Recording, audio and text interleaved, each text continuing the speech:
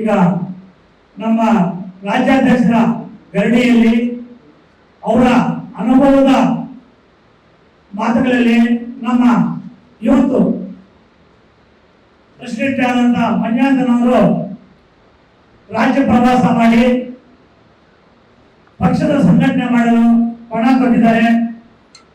ಆ ಭಗವಂತ ಅವರಿಗೆ ಒಳ್ಳೇದು ಮಾಡಲಿ ಅಂತ ಹೇಳ್ಬಿಟ್ಟು ಈ ಸಂದರ್ಭದಲ್ಲಿ ನಮ್ಮ ಎಲ್ಲರ ಪರವಾಗಿ ಬಯಸ್ತೀನಿ. ಅದೇ ರೀತಿ ಅವರಿಗೆ ಸಾಥ್ ಕೊಡ್ತಾ ಎಲ್ಲ ಪದಾಧಿಕಾರಿಗಳಿದ್ದಾರೆ. ನಮ್ಗೆ ಕೆಲವು ಗೊತ್ತಿಲ್ಲ, ನಮ್ಗೆ ಅನಿಲಣ್ಣ, ಜೀವಾ ಮೇಡಮ್ ಕೆಲವು ಮಾತ್ರ ಗೊತ್ತು ಹೆಸರುಗಳು. ಎಲ್ಲರೂ ಅವರಿಗೆ ಸಾಥ್ ಕೊಟ್ಟು ಪಕ್ಷದ ಸಂಘಟನೆಗೆ ಪಾಲ್ಗೊಂಡು ಪಕ್ಷವನ್ನು ಬಲಪಡಿಸಬೇಕಂತ ನಾನು ಒಬ್ಬ ಕಾರ್ಯಕರ್ತನಾಗಿ ಬಯಸ್ತೀನಿ.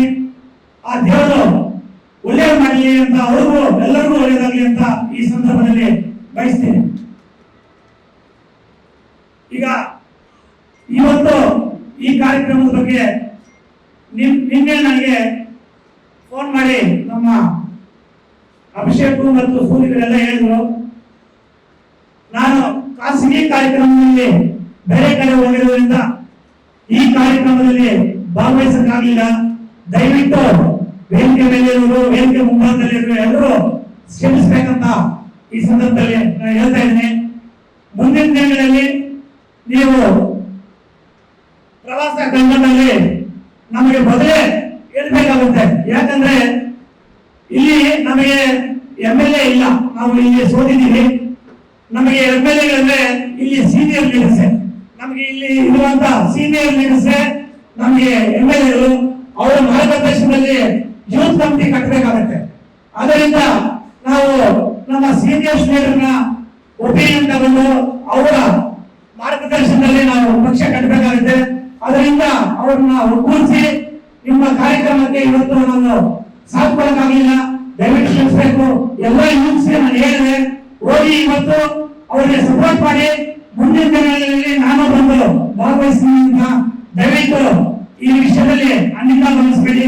ನೀವು ಯಾವುದೇ ದಿನಾಂಕ ಕೊಟ್ಟರು ಮುಂಚಿತವಾಗಿ ನಮ್ಮ ಕನಿಷ್ಠ ಒಂದು ವಾರ ಆದರೂ ಮುಂಚಿತವಾಗಿ ನಮಗೆ ದಿನಾಂಕ ನಿಗದಿಪಡಿಸಬೇಕಾಗುತ್ತೆ. ಯಾಕಂದ್ರೆ ನಾವು ಯಾವುದೇ ಒಂದು ಕಾರ್ಯಕ್ರಮ ಮಾಡಬೇಕಾದ್ರೆ ಆ ಕಾರ್ಯಕ್ರಮವನ್ನು ಯಶಸ್ವಿಗೊಳಿಸಬೇಕಾದ್ರೆ ಒಂದು ಪೂರ್ವಭಾವಿ ಸಭೆಯನ್ನು ಮಾಡಬೇಕಾಗುತ್ತೆ. ಯಾಕಂದ್ರೆ ಎಲ್ಲ ಒಪಿನಿಯನ್ ನಾವು ತಗೋಬೇಕಾಗುತ್ತೆ. ಅದರಿಂದ ನಾವು ದಯವಿಟ್ಟು ಸಭೆ ಮುಂದಿನ ದಿನಗಳಲ್ಲಿ ನಮ್ಮ ತಾಲೂಕಲ್ಲಿ ಏನಾದರೂ ಪ್ರವಾಸ ಕೈಗೊಂಡಲ್ಲಿ ನೀವು ಮತ್ತು ನಿಮ್ಮ ಟೀಮ್ ಯಾರೇ ಆಗಿರ್ಬೋದು ಪ್ರವಾಸ ಕೈಗೊಂಡಲ್ಲಿ ಮುಂಚಿತವಾಗಿ ಹೇಳಿದ್ರೆ ನಮ್ಮ ಎಲ್ಲಾ ರೀತಿಯ ಸಹಕಾರ ಕೂಡ ನಿಮ್ಗೆ ಇರುತ್ತೆ ಅಂತ ಹೇಳ್ಬಿಟ್ಟು ಈ ಸಂದರ್ಭದಲ್ಲಿ ಹೇಳ್ತಾ ಇದ್ದೀನಿ.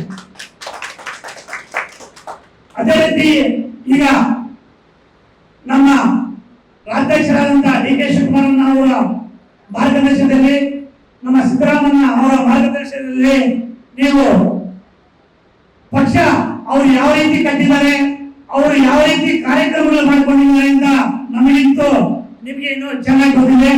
ಅವರು ನನಗೆ ಗೊತ್ತಿದ್ದಂಗೆ ವಾರಕ್ಕೆ 1 ಪ್ರೋಗ್ರಾಮ್, 2 ಪ್ರೋಗ್ರಾಮ್, 3 ಪ್ರೋಗ್ರಾಮ್ ಅಂತ ಆಗ್ತಾನೆ ಇದ್ದಾರೆ. ಅಂದ್ರೆ ಎಲ್ಲರಿಗೂ ಪ್ರಾಧಾನ್ಯತೆ ಕೊಟ್ಬಿಟ್ಟು ಈಗ ಎಷ್ಟು ಸೆಲೆಗಳಿದೆಯೋ ಅಷ್ಟು ಸೆಲೆಗಳಿಗೂ ಪ್ರಾಧಾನ್ಯತೆ ಕೊಟ್ಬಿಟ್ಟು ಅವರು ಎಲ್ಲ ಕಾರ್ಯಕ್ರಮಗಳನ್ನು ರೂಪಿಸಿ ಎಲ್ಲ ರಾಜ್ಯದಲ್ಲಿ ಎಲ್ಲರನ್ನೂ ಒಮ್ಮೆದಿಂದ ತಗೊಂಡು ಪಕ್ಷವನ್ನು ಮುನ್ನಡೆಸ್ತಾ ಇದ್ದಾರೆ. ಅದೇ ರೀತಿ ತಾವು ಅವರ ಮಾರ್ಗದರ್ಶನದಲ್ಲಿ ಮುಂದಿನ ದಿನಗಳಲ್ಲಿ ನಿಮ್ಮ ಇತಿಮಿತಿಯಲ್ಲಿ ನೀವು ಎಲ್ಲರನ್ನು ವಿಶ್ವಾಸ ತಗೊಂಡು ಪಕ್ಷವನ್ನು ಬಲಪಡಿಸಬೇಕಾಗಿ ತಮ್ಮಲ್ಲಿ ವಿನಂತಿಸಿಕೊಳ್ಳುತ್ತೇನೆ. ಅದೇ ರೀತಿ ನಿಮಗೆ ಒಂದು ಕಿವಿಮಾತು ಹೇಳಕ್ಕೆ ಈ ಸಂದರ್ಭದಲ್ಲಿ ಪಕ್ಷದ ದೃಷ್ಟಿಯಿಂದ ಒಂದು ಕಿವಿಮಾತು ಹೇಳಕ್ಕೆ ನಾನು ಇಷ್ಟಪಡ್ತೀನಿ. ತಾವು ಯಾವುದೇ ತಾಲೂಕು ಹೋದ್ರು ಗೆದ್ದಿರೋ MLA ಇರ್ತಾರೆ, ಇಲ್ಲ ಸೋತಿರೋರು ಇರ್ತಾರೆ. ಕನಿಷ್ಠ ಅವರಿಗೆ ಒಂದು ವಾರ ಮುಂಚಿತವಾಗಾದ್ರು ತಿಳಿಸಿಬಿಟ್ಟು ಅವರ ವಿಶ್ವಾಸವನ್ನು ಗಳಿಸಿಕೊಂಡ್ರೆ ಒಳ್ಳೆಯದು. ಯಾಕಂದ್ರೆ ಅವರು ಖಾಸಗಿ ಕಾರ್ಯಕ್ರಮಗಳಲ್ಲಿ ಬೇರೆ ಬೇರೆ ಕಡೆ ಇರ್ತಾರೆ.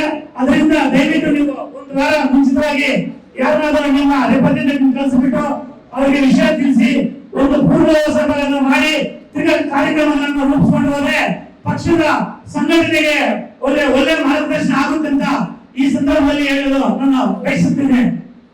ಅದೇ ರೀತಿ ಈಗ ಯೂತ್ ಕಮಿಟಿಯಲ್ಲಿ ಈಗ ಎಲೆಕ್ಷನ್ ಅಲ್ಲಿ ಗೆದ್ದಿರುವಂತ ಎಲ್ಲ ಪದಾಧಿಕಾರಿಗಳಿಗೆ ನಮ್ಮ ತಾಲೂಕಿಂದ ಆಗಿರ್ಬೋದು, ಜಿಲ್ಲೆಯಿಂದ ಆಗಿರ್ಬೋದು, ಆಗಿರ್ಬೋದು, ಎಲ್ಲರಿಗೂ ಈ ಸಂದರ್ಭದಲ್ಲಿ ಅಭಿನಂದನೆಗಳು ಮತ್ತು ಶುಭಾಶಯಗಳನ್ನು ಹೇಳಲು ಬಯಸುತ್ತೇನೆ.